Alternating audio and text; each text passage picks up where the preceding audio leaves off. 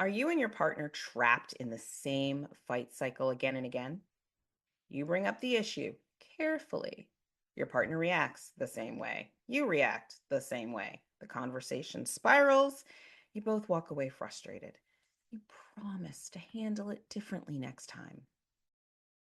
But you end up having the same fight with the same ending. Does this sound familiar? I'm Dr. Lynyetta Willis, psychologist and family coach.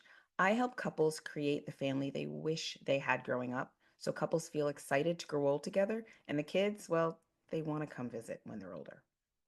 If this partnership argument cycle sounds familiar, know that you're not alone, and this doesn't mean that you're bad at communication or that you definitely don't belong together. It does mean that you're stuck in a fight loop that you don't see.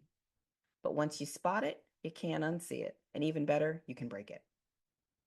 In this video, I'll show you 3 things that can help you spot and stop having the same argument on repeat. Okay? And stick around till the end because I'm going to share with you a 1-word reset that can stop a fight in its tracks before it spirals into the same old cycle. This word is going to help you handle conflict in a way that actually brings you closer, not further apart. Let's get started. Step 1.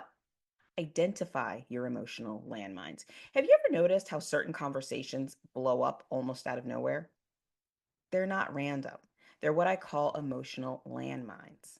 Topics that almost always are going to explode into tension or conflict, even if they start out calm. And once you know where your landmines are, you can stop stepping on them. Here's the good news. You can easily identify yours because your landmines, they don't appear out of nowhere. They're 100% predictable. They tend to show up in the same places, about the same things, in the same ways. But in the moment, they're easy to miss. The patterns are easy to get away from you until it's too late. But when you notice and you name those topics that tend to explode, you stop feeling like the arguments are running the show. Right? You get to step out of autopilot and step into choice, approaching hard conversations with more awareness, more stability, and a lot more trust between the two of you. Starting with this step is crucial because if you skip this step, the explosions, they won't stop. They'll just keep catching you off guard. You'll keep getting blindsided by the same predictable landmines, and conversations that seem small at first will inevitably blow up in your faces. In the comment section below this video, let me know what's a topic that keeps blowing up your relationship. Maybe it's money, chores, how to raise the kids, right? Let me know because I guarantee you're not alone. And the more of us that chime in and state and share those topics and what we're experiencing, the more it becomes clear that, oh, okay, we're not the only ones feeling this way. Step 2, map your landmines. Your biggest fights might seem different on the surface, but underneath they follow the same script. They're set off by the same triggers, activate the same reactions, and lead to the same predictable ending. These aren't just arguments, okay? They're part of a loop that you don't even realize you're in. But once you map it out, you'll finally have the power to break it. Here's an example. You bring up a concern. Your partner gets defensive. You feel unheard. You escalate. They shut down. Now you're both angry. Or maybe it's your partner gets frustrated. You try to keep the peace. They get angrier. You snap. Now it's a full-blown fight. Any of that sound familiar? We like to think that we're snowflakes. We're just unique little snowflakes. We're not. We're really not. But please know, this is not your fault. There are reasons why this feels so automatic and keeps happening. You see, your brain is wired to recognize familiar patterns and follow them, even if those patterns don't feel good. This is because familiar feels safe to our nervous system. So instead of trying something new, your brain pulls you into the same script that you've run before because at least you know what's coming. That's why I've coined a term for this: stable misery, right? We're stable because it's predictable, but at the same time, we're miserable. But once you map your landmine loops, you can start intentionally interrupting the cycle before it spirals out of control. If you don't uncover your landmine loop, you'll just stay stuck in the same familiar but painful arguments, thinking they're random, unfixable, or a sign that you're not meant to be together and that you're doomed stay stuck in stable misery. Basically, you'll keep reacting the same way, expecting a different result.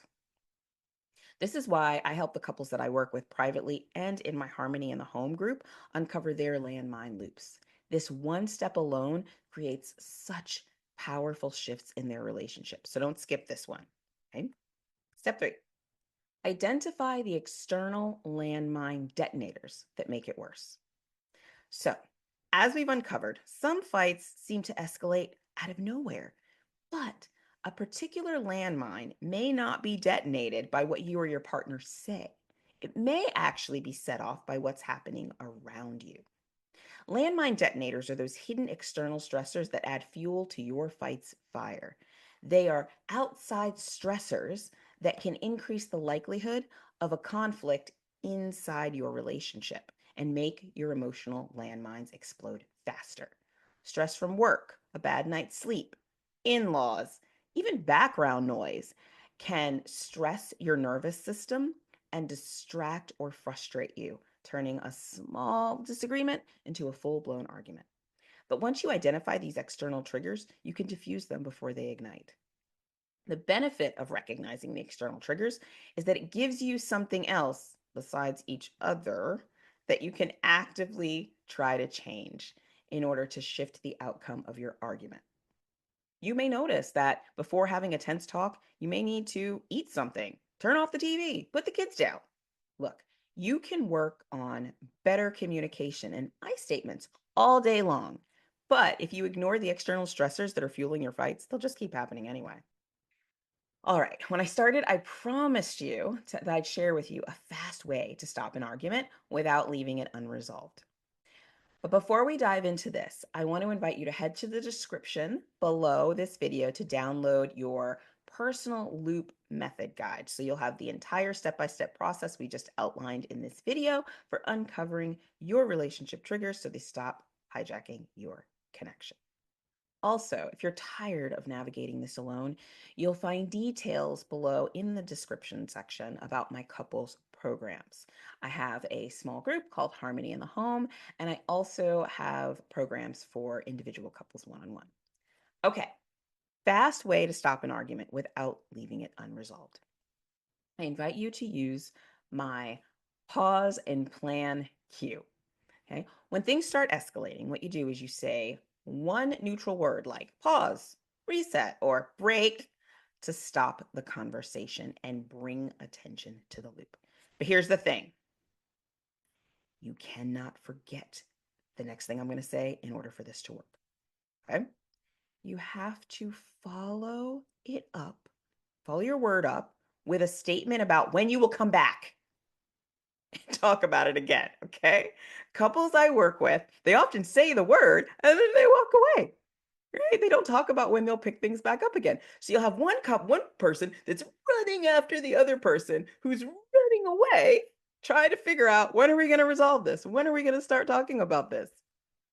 Am I talking about your relationship? I mean, hey, truth moment. This has happened in my own marriage, okay? So this is not a judgment. Okay? You have to talk about when you'll come back. I cannot express how important this is. If you miss this step, the entire pause and plan process will crumble. So, if you agree that you will do this, that you will state, and I'll give you some examples. When you're coming back, type got it in the comments below, please. Let me know you got this because it's so important. So for example, you can say things like pause. Let's pick this up in 30 minutes. Reset. Can we come back to this after dinner? Break. Let's revisit this tomorrow after we put the kids down. See, it's easy. This interrupts the fight loop without avoiding the issue.